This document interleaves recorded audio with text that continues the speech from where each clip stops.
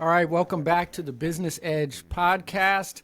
Today I have a guest, Mark Cantrell. We've actually talked on Messenger quite a bit, and we're in the HVAC groups quite a bit. So you've probably seen him in there. And today we're going to be talking about one of the most popular things to an HVAC contractor is getting more jobs, keeping customers, making more money. That's what this is about, right? I've actually been talking about that a lot lately. You've probably seen that with the webinar that we have coming up and everything. And the reason why I like to talk about getting more leads in, getting customers in, is because if you can make sales, if you can keep customers, that's oxygen to a business, right? All the other stuff you have to do in a business, but if you can get new customers in, if you can keep your customers returning, whatever you got to do, and then if you can close those, your business is going to have that money that it needs. And then you can move on to other advanced things. You can give back to the community more. You can have more time for your family. But all of it kind of starts with making sales and getting customers. Right? 100%. So tell me about yourself. You come from the HVAC industry. Yes, sir. Yes, sir. I'll go back just a little bit further than that even. So I did a little bit of time in the U.S. Navy, and then I started out on as undesignated, worked over to electrician's mate. When I got out of the Navy, I only did my short term there. I honestly wish I would have stayed because I would have already retired, but that's another story. But when I got out, I really didn't know where I was going with my life, and I happened to have a friend whose father owned an HVAC business that was relatively close to me. So I went ahead and started working. Didn't even know what a condenser was at the time. This was like 2008, 2009 timeframe. Had no idea anything about HVAC. Jumped right in, became an install apprentice.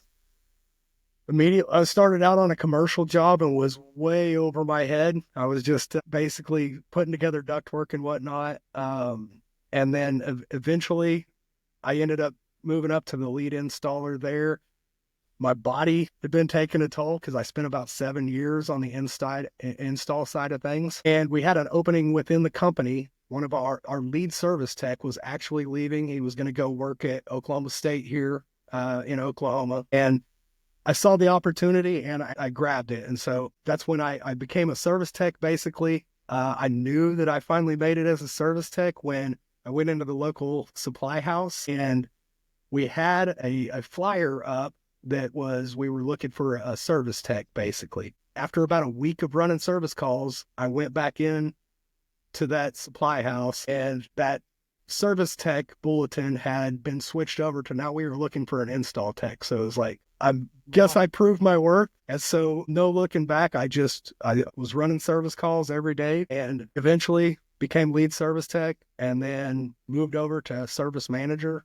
But Wow. while I was a service tech, I actually started going to school myself. So I started going to Oklahoma State, and I had a family. We've got 5 kids, so I had to continue working. So I was working full time and I was going to school full time at the same time. And the reason I was going to school full time was because I had a bunch of like scholarships and whatnot because of my grades or whatever. I had actually qualified for several scholarships. And so I had to maintain 12 credit hours while I was in school.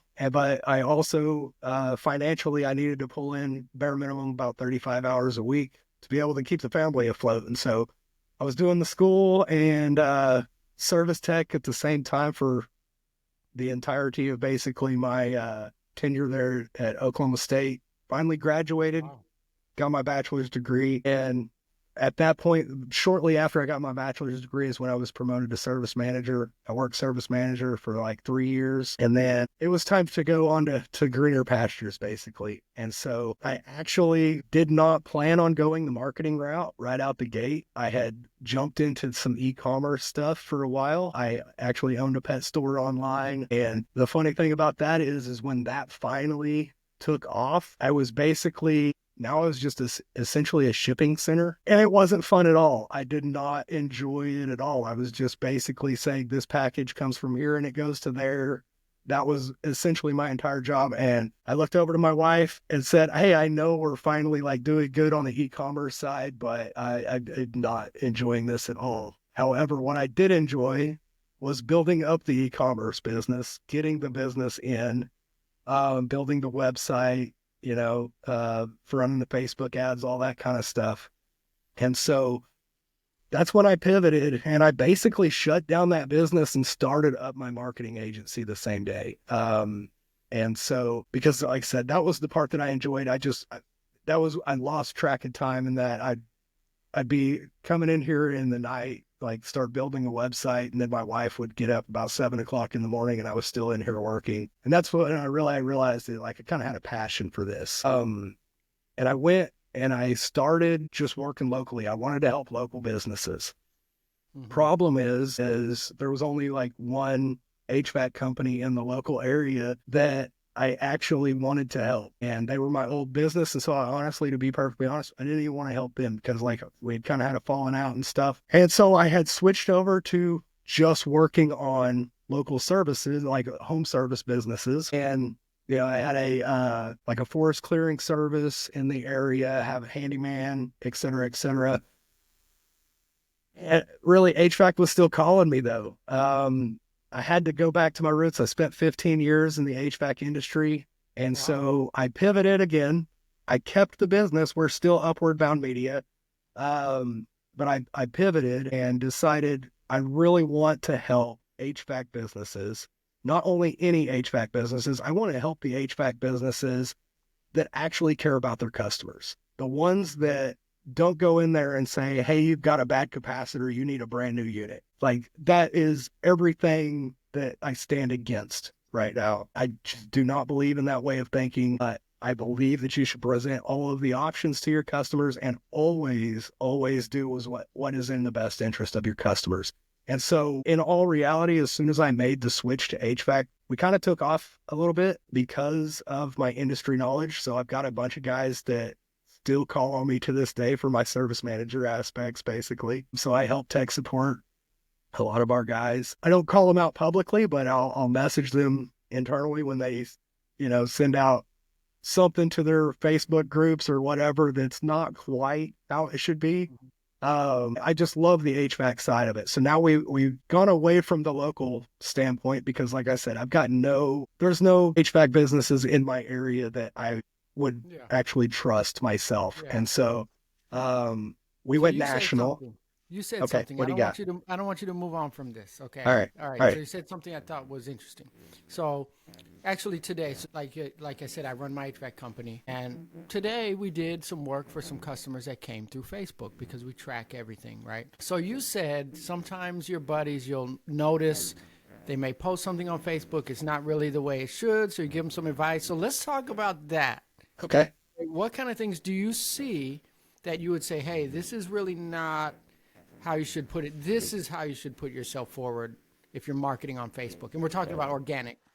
So some of that is the marketing standpoint, and some of it's literally just the HVAC standpoint. So for instance, one of my guys, not going to call him out, not any of that stuff, but he started posting pictures and he had a couple of ducts tapped off on the very end of the plenum. I mean, I'm talking about the end cap.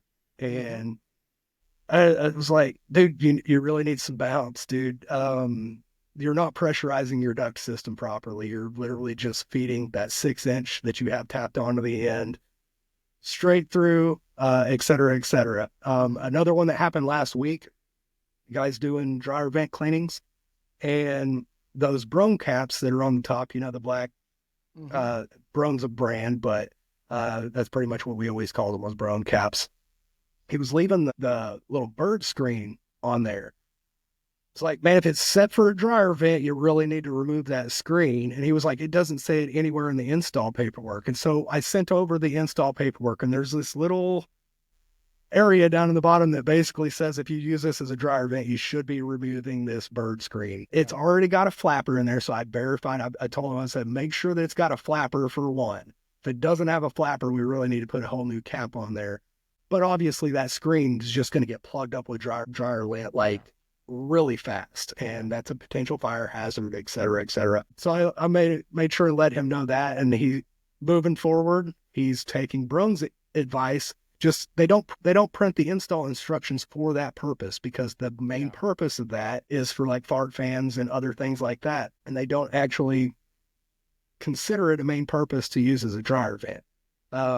However, in their other paperwork, they say if it is used for a dryer vent, remove the screen. Yeah, and so that's if you don't remove it, it's in your local code that it can't be there for a dryer vent, and it's in the manufacturer's instructions. And most local codes say refer to the manufacturer's instructions.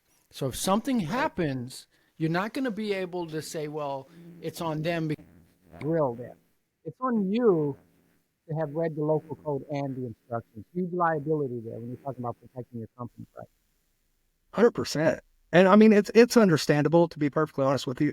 I spent 15 years in HVAC and I know nothing about HVAC. I mean, I know more than most people about HVAC, don't get me wrong, but I know nothing. There is so much stuff to learn about HVAC. You can never really consider yourself a master of HVAC. As far as I'm concerned, we are all constantly learning. You know, you've got the new A2Ls and all that stuff coming out. Nobody knows everything about everything, and that is perfectly fine. But you do need to be susceptible to like learning new information. When somebody brings new facts to you, that's when you go ahead and evolve and make that part of your business now. Maya Angelou, I believe, had a saying, is like, I'm paraphrasing, this is not going to be perfect, but it's something like, do the best that you can do with the knowledge that you have until you know better, then do better, or something like that. And that's HVAC to a T. Yeah.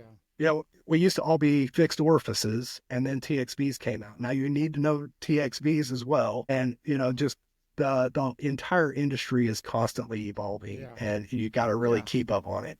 So let's lean in on that. So you're mentioning everyone doesn't know everything about HVAC. That's a fact. Okay. Now, interestingly enough, when we talk about organic marketing, like Facebook organic marketing, social media organic marketing, if the HVAC techs don't know about HVAC, everything that needs to be known, because we know a lot, right? But homeowners definitely don't know. So then what happens when I'm posting content? Should I be posting content for other HVAC techs? Should I be posting it for homeowners? What would you suggest there? So you're going to make a piece of content. What is your first thoughts? Dumb it way down. Everybody always talks HVAC, and I've actually got several videos out there that basically says, shut up, stop talking HVAC. Like, the homeowners know nothing about this. All they know is that thing's blowing out air and it's not quite the right temperature, or it's working or it's not working. Like, so you've got to really bring the conversation down. You can't talk technicals. You can't say, hey, if your air handler unit, like, they don't even know what an air handler unit is. They don't know what a condenser is. They do know what air conditioning is, and they know what heating is. Yeah. But you can't try to have the same conversations that you would have in the shop that you have with your customers. Yeah. So if you can find ways, it depends on what you're talking about, obviously, but if you can find ways to relate them to everyday things, even when you're just sending your techs out into the field, just having them relate possible like part failures or something to terms that are more known in the world. So like, most people know kind of how a car works. So you can kind of, a lot of your analogies are not going to actually be good. Don't get me wrong, but they make the connection in the customer's head. So what I used to tell people, you got a bad capacitor over here. It kind of acts like your car battery. It kind of helps start the car and keep the car running when it's running. But when you're over there like, well, your dual capacitor went bad because your microfarads are over here, blah, it's over their head. They don't care anymore. You haven't spoke any of their language. So you've got to find a way to communicate it in something that they would understand. Yeah. And that's exactly, sometimes we put too much emphasis, especially when we're talking about posting on social media, because we have a lot of fear-based, like, I won't post this because other HVAC techs are going to see all this. Okay, who cares about other HVAC techs and other companies? You're not posting for them. No, they're not going to hire you. Exactly. Trolls get on there, you delete the comments. Okay, right? But trying to find ways, and I never forget my dad. I have a niece who's actually almost 30 now. It's interesting, we get older. But Yeah. When she was really little, she was playing with one of the other nieces, which was really a baby, and she didn't understand the concept of how fragile the baby was. So my dad walks over and gets a twig and shows it to her and says, "You see this twig?" And he snaps it and he says, "You have to be just as careful with this baby." And she understood that. Yep. Now, is a baby as fragile as a twig? No, but it doesn't have to be exactly. What's important is, do they understand the concept now? And people who understand begin to trust, right? So it's the same thing with you. You run marketing, you run automation campaigns for people. If I don't understand what you're doing, I don't trust you. I'm giving you money. I don't know what you're doing all day, every day. You're watching Star Trek all day, drinking Pepsi, you know? But if I'm I a Star Wars fan, of course not, but yeah. But it's if we can get our customers to understand what we're doing, then they begin to trust. So our job is not only to fix machines, but our job is to make our homeowners feel safe. Like us, trust us, and that's a communication issue. Okay, so we talked about that. So when I'm posting on social media, I want to post things in a way where homeowners can understand. And Mark, there's a couple, I'm giving my secrets away. Okay, a little bit too many of my secrets. There's a couple different types of social media I post, and let me know what you think about this. Okay. I post content about HVAC where I teach other HVAC technicians things, right? But I don't care if other HVAC technicians watch it or not. I want to show that I'm an expert, right? Because if people say, man, he teaches other, he must be even higher than them. Okay. Number two, I make posts about my community. You don't have to post about HVAC. Last week I prefer you don't post about HVAC. Nobody cares, by the way. They don't care that you just did an install yesterday. They don't care that you just did this. Right. Now, if it's a safety concern, if you're like, dude, carbon monoxide's a major threat. We had another customer over here, 99 parts per million. They were feeling nauseous and all this other stuff. Totally do that. But for the most part, like, nobody cares. They don't Nobody care. But cares. you know what they do care about? We just had a winter storm. They might want to know tips on how to get ready for the winter storm. Yeah. Right? And that's HVAC related. But what if it's not HVAC related? What if there's something else? What if there's a big golf tournament coming to town? Hey, I just want to post, there's going to be 20,000 people in the town. Here's some tips. Fill up your gas tank so you don't have to, they care about that. They're watching, they're seeing your thing. It's another touch point, and it's showing that, hey, this company is a part of this community. Yep. Right? So those are a couple things I do.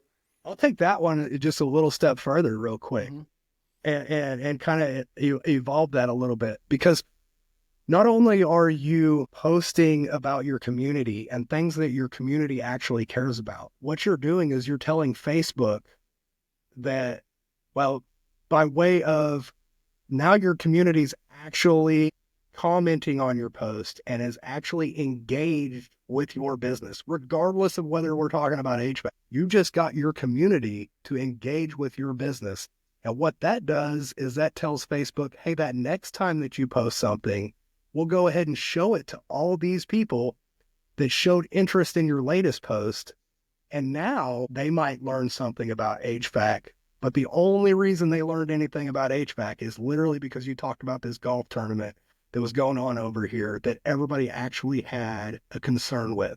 And that's how you play the game. Is you've got to make sure that your community, and by community, I'm talking about your Facebook community in this aspect, you've got to make sure that that Facebook community is interacting with your page. If you're posting installs and service calls that you're doing every day, and you get one like on this one, and you get one like on that one, and you get a share on this one, and that share happens to be you that's sharing it from your personal profile, like, you're not actively getting anybody to actually work with your business, to actually show Facebook that you should be seeing more people. So as soon as people start coming in and talk, even if it's just a random thing, like if you post something like, what are you guys going to do when TikTok gets shut down? Has nothing to do with anything of your business, has nothing to do with anything, but what you're getting is you're getting engagement. And when you get that engagement, then the next time that you post something, it's going to show it to all those people that engage, and it's going to show it to the friends of all of those people that engaged. Yeah. And that's really how you win on the Facebook and other social media platforms. It's amazing. And it's funny because we get a lot of customers. Like I said, I'm really very interested as an owner in where every single customer comes from. It's one of my personal things. I want to drill down. If you were my customer, I would say, "Hey, Mark, how did you?" So this is how these conversations go. "Hey, Mark, so how did you hear about us?" Normally they'll say, "Oh, I Google." I say, "Oh, okay, that's interesting. So you just went on Google, my website popped up." I'm trying to drill down. And most of the time, after the second or third question, they'll say, "No, no, no. I went on Google, the website came up, but then some YouTube videos came up, and then I clicked and watched that video. Then I want to know which video it was." And that's how I started to learn this type of content brings in customers. Yeah. This type of content, no one's mentioned these, and you drill them down. And I'll throw another one your way, and let me know what you think about this. This is another one of my secrets. So you go on these local Facebook pages. People post searching for help. They're in your town, right? They're in Podunk, Arkansas, or wherever. I just made it up. And they say, "Are there any good HVAC techs in Podunk?" And there's 100 comments there from 100 different companies. Even if the person posting is a cheapo and they say, "I don't want to pay," there's a tension in that comment section from everyone in your community. And today, one of the service calls, the lady said, "Oh, I found you on Facebook."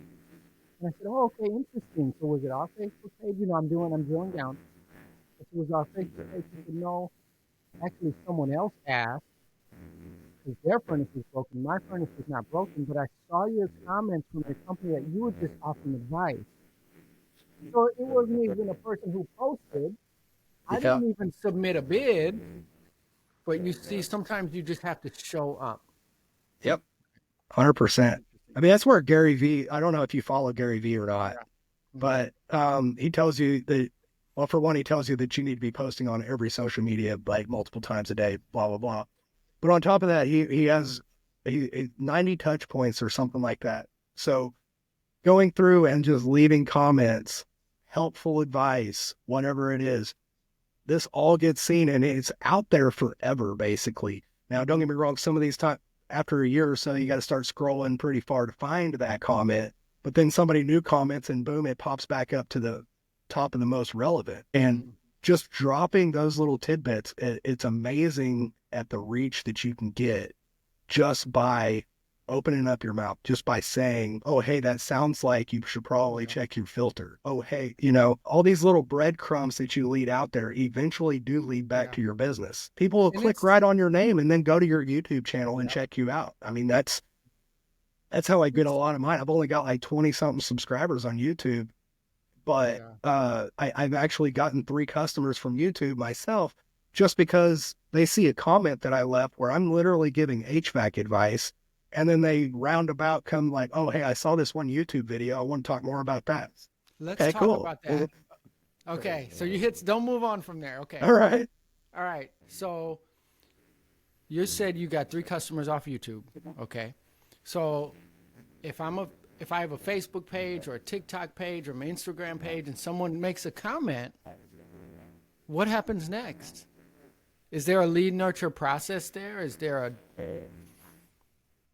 That one's a little bit tough because it kind of depends on the social media, for one. Now, obviously, you should respond to every single comment that happens with your name attached to it anywhere. Always respond, even if there's not a response needed. Like literally just say thank you or appreciate the advice, or, however it works in context. But as far as nurturing them, I don't do typically much of that because I try to let people come to me. I just try to like put out value and then they see the value in it. To be perfectly honest with you, I'm not sure exactly how you're going to, you probably would speak better to this than I could, as far as if somebody leaves a YouTube comment, how you're going to go through that process and nurture from there. Yeah, well, so for me, because an HVAC company, and you've been in HVAC for, what did you say, 15 years? 15, yeah. Something like that. So we're about the same amount of time. I started the company 20 years ago. For me, YouTube comments are a little bit different, but Facebook, let's say a Facebook inbox. Okay. Okay. Oh, yeah, Right. that's different. Yeah. Yeah. Someone inboxes me as an HVAC company and they say, hey, do you service Fayetteville, North Carolina? And I say, yes. And they say, okay, thanks. Yeah. That you ruined that one, but Right. you Right. lost that guy. Yeah. Yeah. Yeah. So that kind of things where you're talking about lead follow-ups. I have a lot of automations for me because it's automations are a force multiplier, right? Where if we can get someone in, because all you need to do is get someone into a conversation. All right. When someone inboxes you, they've invited you into a conversation. They invited you in. You didn't ask for them. So when the conversation goes cold, quote unquote, which is where a lot of the small one-man, two-man HVAC companies, when the person stops communicating with them, they stop communicating with them. So for example, do you service Fayetteville? Yes, we do. I'd love to get you on the calendar. Okay, well, not right now. I'll get back with you later. And they say, okay, and then they end it, right? Yeah. You can take that further and continue that conversation. Try to get information. So what we normally do is, let's say we're in the winter storm, right? We were just in a horrible winter storm. It's freezing here.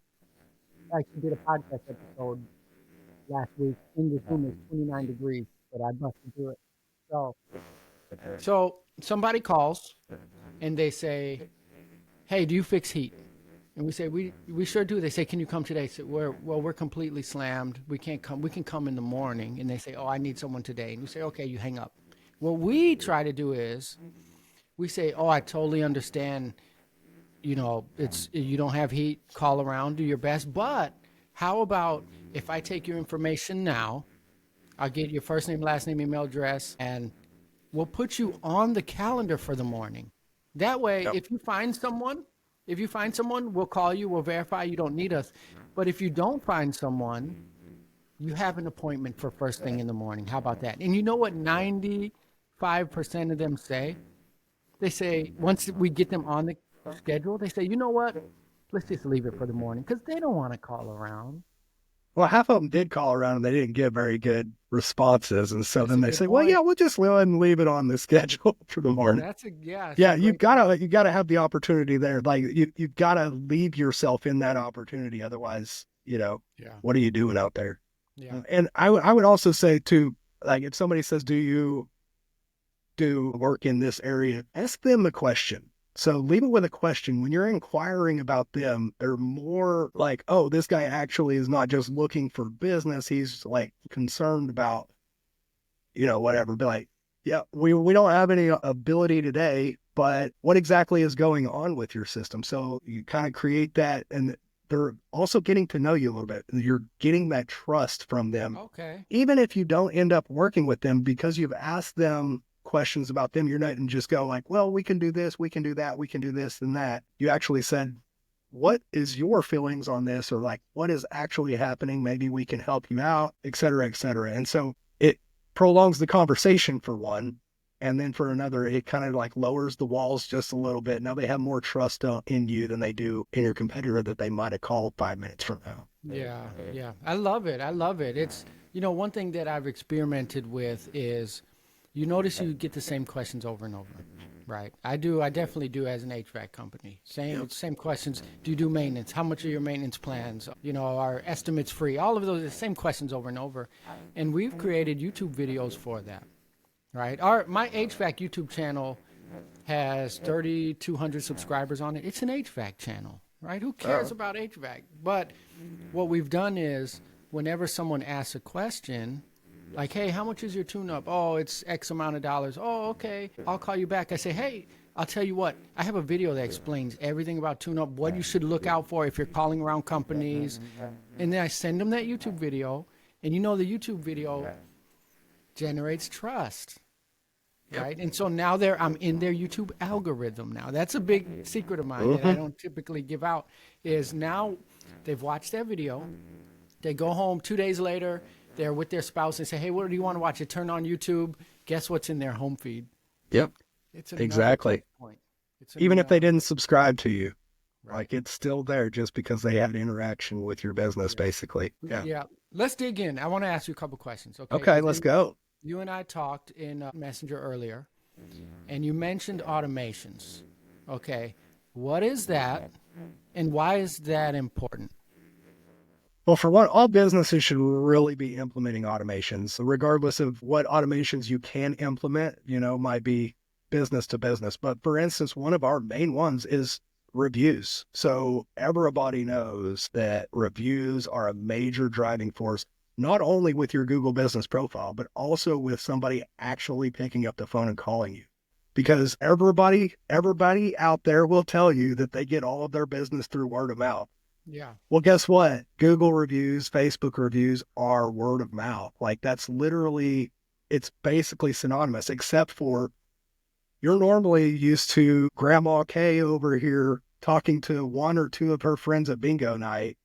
With that word of mouth, she can leave you a Google review and she might have just told 500 people that they should use you. So reviews are a huge thing. And so we set up automatically, typically like depends upon which CRM you're using. And if you're not using a CRM, I would highly recommend it. We operated out of Excel for the longest time back in the day, don't get me wrong. But CRMs, whether it be House Call Pro, whether it be Workies or, whatever you might be using, there's a whole bunch of them out there. Service Titan. You should have built in some automation. So you mark a job as completed, have a little bit of a delay just to make sure that there's not any issues with what your work was done, like an hour, 2 hour delay, and then automatically send them a review request. And it's super simple. And most of the CRMs can do this for you, but unfortunately, most of them also stop right there. That's not the best way to get reviews because as well as I do, life happens. And it happens to everybody. You can't just assume that I sent them a message, so they should have left a review if they wanted to leave a review. That's not how that works. Sometimes I get a message and I say, oh yeah, that's right. And then my kid says, hey, Dad, I'm hungry. And so what do? I close my phone and I go fix some food. Well, need to set it up to where maybe 24 hours later, you send them a second one. But we have it set up to where as soon as they click the link, they get removed from the automation so that we don't end up overwhelming them. They're like, we already left a review 2 days ago. As soon as they click the link, they're removed from the automation. But if they didn't click the link, then obviously they didn't leave a review because they would have clicked the link in either the text or the email that we sent. And you send them out another one the next day and say, hey, it helps our business tremendously if you could just leave us a Google review. You ask people nice like that and you actually let them know why you want it, not just, hey, thanks for using us, leave us a Google review. It should be something like, your Google review helps drive our business. Yeah. We would greatly appreciate it if you liked our service or whatever, that you would help us to further, whatever, and hit them a couple of times. Now, you don't want to overdo it. Obviously, you don't want to send them a message every 5 hours for the next 12 days. Like we typically drop it we'll typically send out a text and an email. And then the next day we'll send out just like a text message. Maybe we'll go out a little bit further than that. But typically, if they haven't responded to one of those first two, they're probably either not going to, or they're going to actually tell you to stop messaging them, which kind of hurts, especially this day and age with, I'm sure you know about A2P and all that stuff. So there's new government regulations that are trying to stop all the spammers out there. And so you've got to be on the right side of all that stuff. And they only allow so much of a percentage of opt-outs before your messaging system starts getting hit. Yeah. And I'll tell you what we do for our review automation for my company is when the job is closed out, a text gets sent immediately asking for a review. 2 days later, 6 days later, 10 days later. Okay, nice. Okay. So I found that most of the reviews are left on the 6 days later. Okay. Right? So, but the interesting thing is you touch on something. It's extremely important. I think the most important thing out of all of this is not only the automation, because automation is extremely important. It doesn't sleep. It doesn't take a day off. It doesn't get sick. It doesn't forget. Okay. Yep. That is extremely important when we're super busy, because we do get busy. Number two is the messaging. Now, you mentioned for help. People like genuine people, and when you're vulnerable, people want to help people. And when you can say in our wording that immediately 2 days, 6 days, 10 days, it's a lot of messages. But when the wording is written correctly, like, hey, Mark, I know you're super busy. will be extremely helpful. We're a small business. Now I'm not infringing on your day anymore. I'm asking you for help. I'm not telling you to do something. Those are two totally different things. Yep. None of us like to be told what to do, but we don't mind helping someone. And that's why we have been able to avoid a lot of the unsubscribes. When I start getting stopped, the first thing I do is I look at how it's written. Why did someone want that to stop? And usually we can just kind of tweak the message. Usually we find out, hey, it's too direct, it's too frequent, and usually there's a way to kind of go around that. So, okay, so Google review request. What other things do you think a company should automate? I mean, there's a ton that you can automate. We're just now started getting into this AI stuff. I don't think it's quite fully where it needs to be able to implement it into your business. But after hour service calls, you could have AI answering that, because I've been a tech and I hated the on-call phone my entire existence. Mm-hmm. I hate it ruining my weekends. I hate it ruining my evenings. But a lot of that can be negated through like AI and stuff these days. Like I said, it's not quite fully there to where I would 100% tell you that you should be doing this, but it relieves a lot of the stress off of your actual workforce that you have when you can have something else answer the questions that are right at the forefront. If I'm sitting with my family 9 to 10 o'clock at night and that emergency phone rings, you got to answer it, even though the person just wants to be on the schedule for tomorrow. Mm-hmm. And, it just creates all this anxiety and stuff built up in me before I even answer the phone as a tech. Mm-hmm. And you can negate all that. Like you can just have that thing booked basically for tomorrow morning.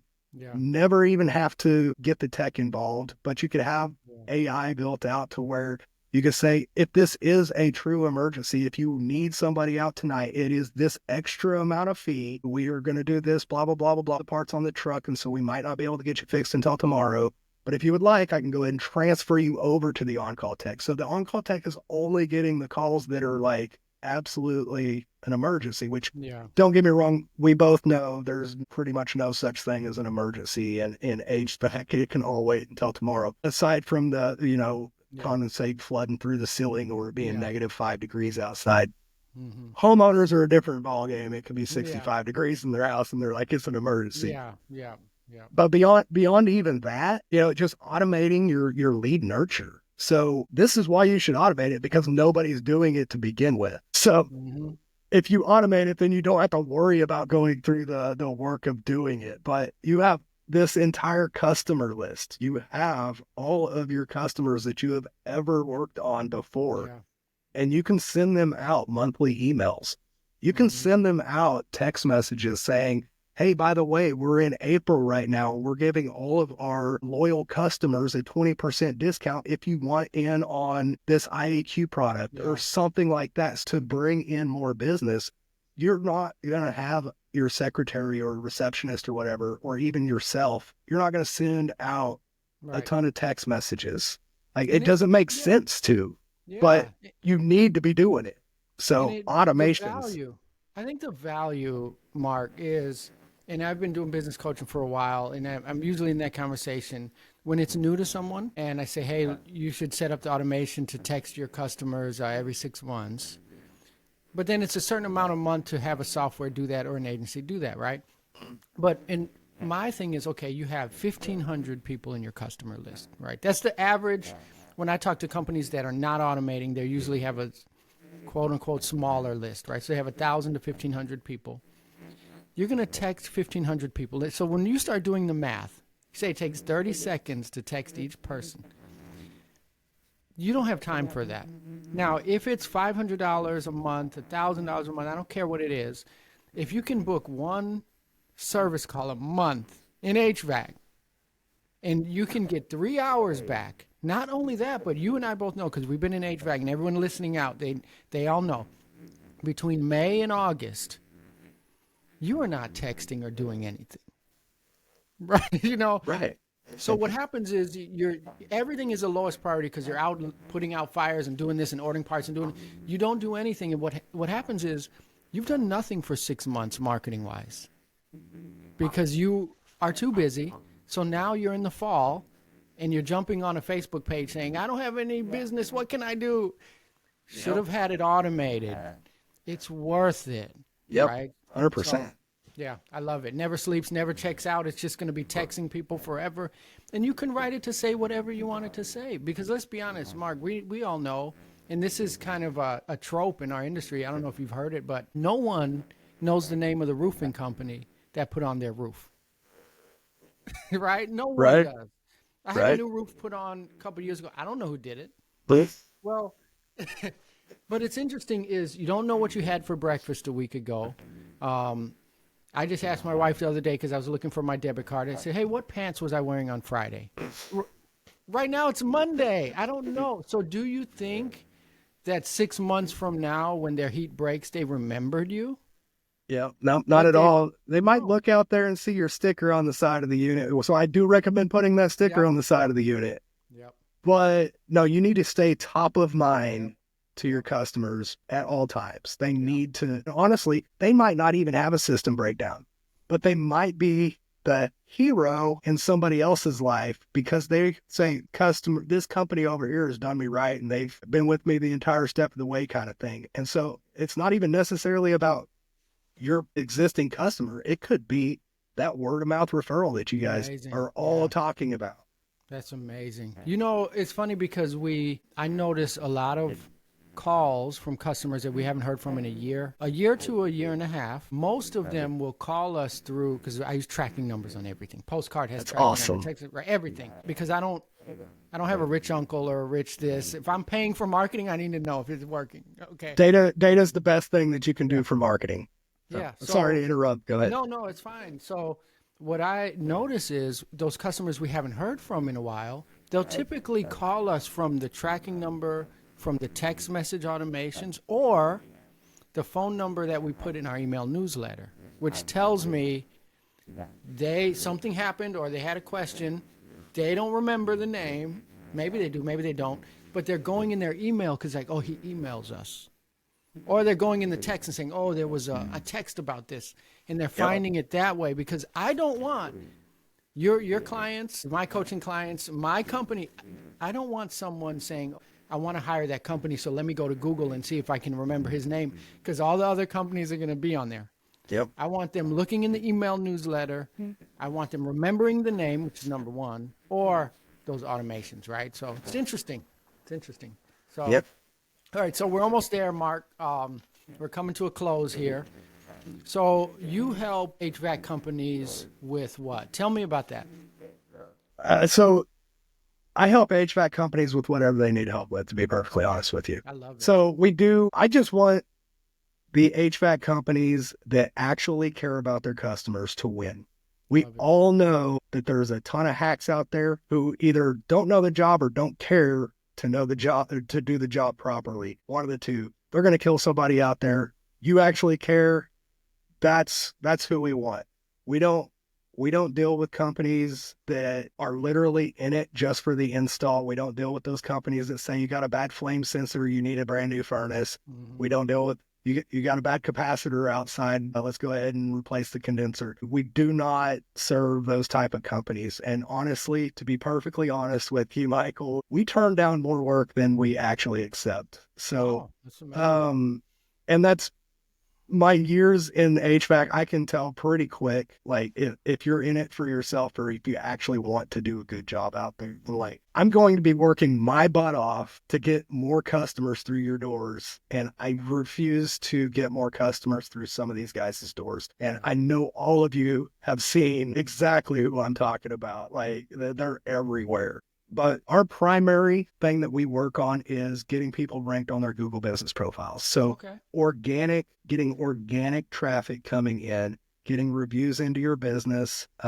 We set up automations and all that kind of stuff too. And we're kind of like an entry level pricing. We've got this thing priced for all these businesses that can't afford a lot of these more expensive marketing agencies. And how we do that is just FYI, a lot of the marketing agencies, they're doing a good job. They're just not doing a good job for HVAC companies. So most of them are actually geared up for e-commerce kind of stuff. So they work diligently to get you national recognition, which doesn't mean a thing for an HVAC business. The only thing that our clients care about is getting phone calls coming in, 100%. local customer phone calls. So we don't write blogs that are designed to get national impressions. We're not looking for getting you recognition for a technician that's 1,500 miles away that might be looking for information on how to actually diagnose a system properly. We design our entire business around getting local customers for local HVAC businesses. Now, when I say local HVAC business, and I'm talking about nationally, but we deal with a very, very small scale. So as far as for that HVAC business, and that's, like I said, we don't write blogs, so we don't charge $2,000 a month for the services.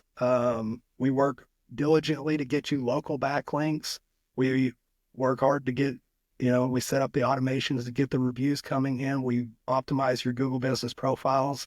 We do some on-page SEO stuff, which is more the keyword targeting, location targeting kind of stuff.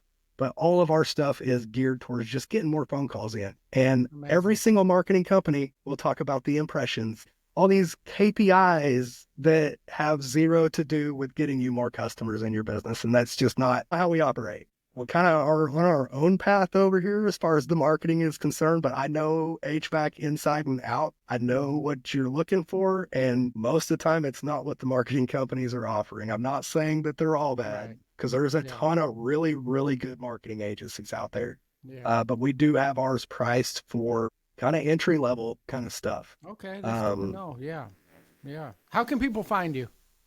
So our main social media is going to be Facebook. You can find me on Facebook. I don't even push the Upward Bound Media stuff too much. So you can find Mark Cantrell on Facebook, or you can go to upwardbound.media/calendar and go ahead and book a free strategy session and right on my calendar. You don't have to use me. There is zero obligations to use me. I will tell you every single thing that you need to do to get your business listed, and I will tell you for free because I want the good businesses to succeed. However, with that known, there's way too much crap that I do for most of you guys. Most of you guys are too busy. And so that's when you pay me. But if you have the time to do it yourself, I want you to do it yourself. But however, hopefully you'll get busy enough that where you say like, it just makes more sense to have this other guy do it. And that's kind of where we jump in. But I want you to win whether you use us or not. Yeah, and I want HVAC company owners to be able to spend time with their wives, with their children, with their husbands if they're a woman-owned company, and not just having to do everything all the time. Sometimes it's, let Mark Cantrell from 9 to 5 do it, and you work on your company from 9 to 5, not you fix HVAC from 9 to 5, and then from 6 to 8 you're doing marketing, and then from 8 to 10 you're doing, that's not the way. Yeah. Right. Sometimes you just have to let it go, and let someone do it once you get to that point. If you can't afford it and you're not at that point, sometimes that's the beginning, right? But most of the time it's not that. So, this has been awesome. You guys know where to find Mark. He's in all the groups. He's always commenting. He's always helping out, and that's how I met him. So whenever you're in a group or just go on Facebook, type Mark Cantrell. I'll put a link to where you can find him right there. And thanks for watching.